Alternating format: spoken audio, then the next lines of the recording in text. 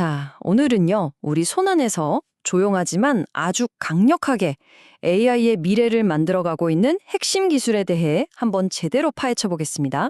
요즘 우리 주변에 AI 없는 기기가 없죠? 스마트폰, PC, 심지어 자동차까지. 이 기기들 안에서 AI가 돌아가려면 어마어마한 양의 데이터가 필요한데요. 이게 마치 배고픈 괴물처럼 데이터를 끊임없이 먹어치우는 거예요. 근데 문제는 이 식욕을 감당하지 못해서 엄청난 병목 현상이 생기고 있다는 겁니다. 그래서 이 문제를 제대로 이해하기 위해서 오늘 딱 5가지 파트로 나눠서 살펴볼 겁니다. AI가 마주한 진짜 문제가 뭔지부터 시작해서 이걸 해결하려고 얼마나 치열한 기술 전쟁이 벌어지고 있는지, 그리고 이 기술이 만들어갈 미래는 어떤 모습일지 하나씩 따라와 보시죠. 자, 첫 번째 파트입니다. 도대체 뭐가 문제냐라는 거죠.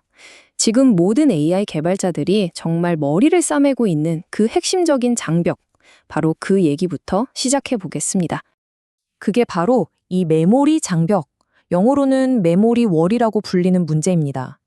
비유하자면 AI의 두뇌, 그러니까 프로세서는 정말 번개처럼 빠른데 음식을 날라다 주는 손, 즉 메모리가 너무 느린 거예요. 아무리 머리가 좋아도 밥을 못 먹으니까 힘을 못 쓰는 딱 그런 상황인 거죠. 근데 이게 그냥 성능이 좀 느려지는 문제에서 그치질 않아요. 훨씬 더 현실적인 대가가 따릅니다. 바로 배터리죠. 이 화면에 나온 숫자 16% 보이시죠? 이게 뭐냐면 이 메모리 병목 현상 때문에 우리가 스마트폰으로 그냥 간단한 AI 기능 중 썼다고 배터리가 무려 16%나 닳아버릴 수 있다는 뜻입니다. 정말 어마어마하죠? 자, 그럼 이 골치 아픈 문제를 해결하기 위해 어떤 카드를 꺼내 들었을까요? 바로 이겁니다. 전 세계 반도체 표준을 정하는 제이데크라는 곳에서 내놓은 해결책, 차세대 메모리 표준인 LPDDR6입니다. 와, 이전 세대랑 비교한 걸 보면 정말 엄청난 도약이라는 게 한눈에 보이죠. LPDDR6은요, 그냥 속도만 조금 올린 그런 수준이 아니에요.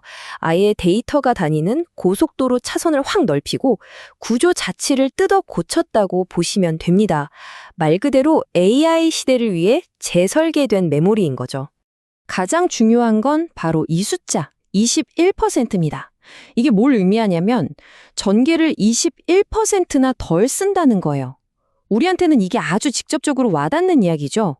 왜냐? 내 스마트폰, 내 노트북 배터리가 훨씬 더 오래 간다는 뜻이니까요. 아니, 그럼 어떻게 이렇게 효율을 높였을까요? 이게 단순히 칩을 더 작게 만들어서 되는 게 아니에요. 여기 보시는 것처럼 아주 똑똑한 기술들이 들어갔습니다. 상황에 맞게 전압이랑 속도를 조절하고 새로운 효율 모드를 만들고 심지어 삼성의 스마트 PMIC 같은 지능형 전력 제어 기술까지. 그러니까 AI가 하는 일에 맞춰서 전력을 아주 스마트하게 관리하는 거죠. 자, 그럼 이제부터가 진짜 흥미로운 부분입니다. 이 거대한 기술 전환의 한가운데 바로 삼성전자가 어떻게 중심을 잡고 있는지 한번 들여다보겠습니다. 삼성의 기술력은 이미 세계적으로 인정받았죠. 기술 업계의 오스카상이라고 불리는 CES에서 바로 이 LPDDR6 D램으로 2020년 혁신상을 떡하니 받았습니다. 이건 그냥 우리 기술 좋아요가 아니라 세계가 이게 최고다라고 도장을 찍어준 거나 마찬가지예요. 삼성전자 관계자의 이 말이 핵심을 정확히 짚어주는데요. 그냥 만들어진 표준을 잘 따르는 플레이어가 아니었다는 겁니다. 아예 LPDDR6라는 새로운 게임의 룰, 즉 표준 자체를 만드는데 아주 주도적인 역할을 했다는 거죠. 이건 정말 대단한 겁니다. 이 타임라인을 보시면 삼성의 큰 그림이 보입니다. 2025년에 표준을 만드는 데 핵심 역할을 하고 2026년 초에는 상을 받고 연말에는 결국 갤럭시 S 시리즈 같은 우리 손에 잡히는 최종 제품에 넣겠다. 아주 계획적이고 전략적인 행보죠. 하지만 당연히 삼성전자 혼자만의 무대는 아닙니다. 이 엄청난 기술적 도약은 말 그대로 세계 메모리 시장의 전쟁에 서막을 올렸어요. 최고의 자리를 차지하기 위한 치열한 경쟁이 시작된 거죠.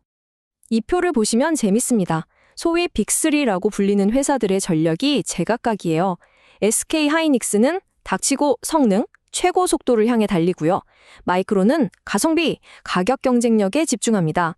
그리고 삼성전자는 성능과 전력 효율, 이 두 마리 토끼를 다 잡는 아주 균형 잡힌 전력을 구사하고 있는 거죠. 그런데 이 싸움이 이 빅3만의 리그는 아닙니다. 저 멀리서 특히 중국에서 정말 무서운 속도로 쫓아오는 새로운 도전자들이 수면 위로 떠오르고 있거든요. 바로 CXMT나 이노실리콘 같은 중국 기업들입니다. 물론 아직은 HKMG 같은 핵심 기술에서 격차가 좀 있긴 해요. 하지만 이전 세대 제품은 이미 양산에 성공했고 정말 맹렬하게 추격하고 있습니다.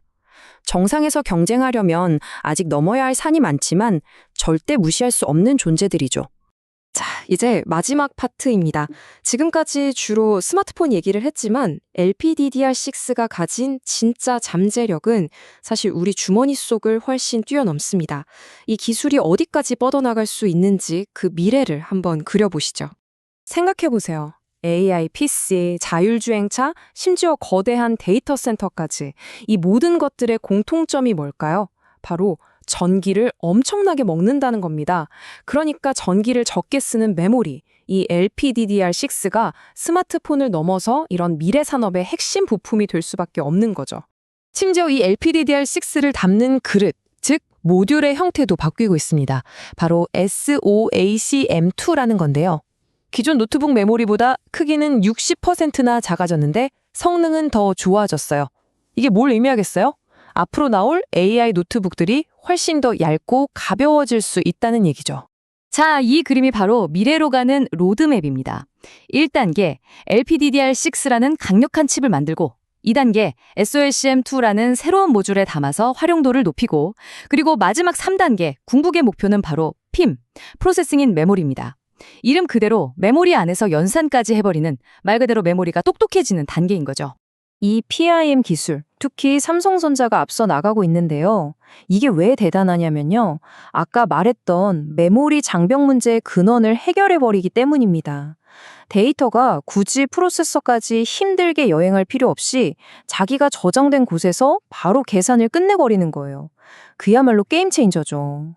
그래서 오늘 이야기의 시작점으로 다시 돌아가게 됩니다. 우리는 처음에 메모리를 AI의 연료라고 표현했죠.